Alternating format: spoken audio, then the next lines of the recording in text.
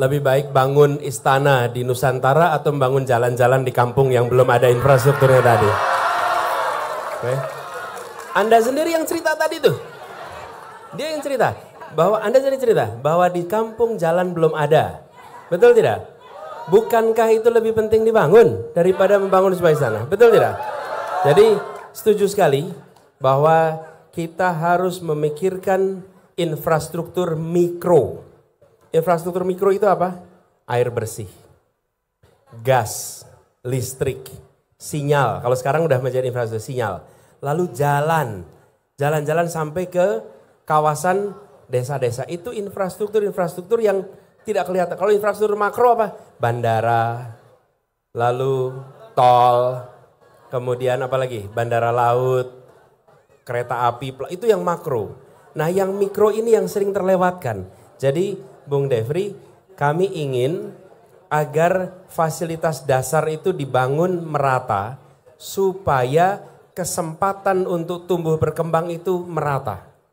Kalau infrastruktur dasar itu tidak merata, maka begitu ada peluang yang punya konektivitas tumbuh, yang tidak punya konektivitas tertinggal. Nah, kami melihat Indonesia ini luas. Jangan hanya membangun di satu lokasi.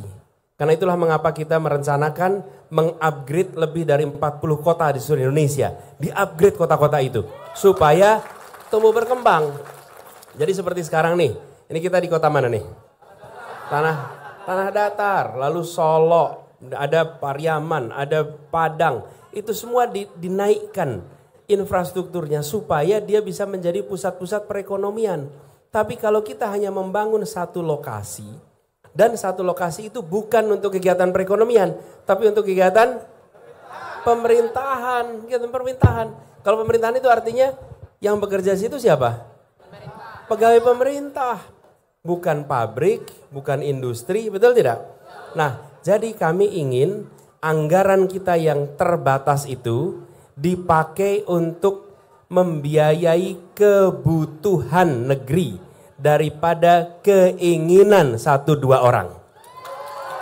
Nih, kita di rumah tangga biasa kan, ini kebutuhan atau keinginan? Anak-anak sering tanya gitu, Pak saya kepengen beli ini, pengen beli itu. Terus ayahnya tanya, ini kebutuhanmu atau keinginanmu?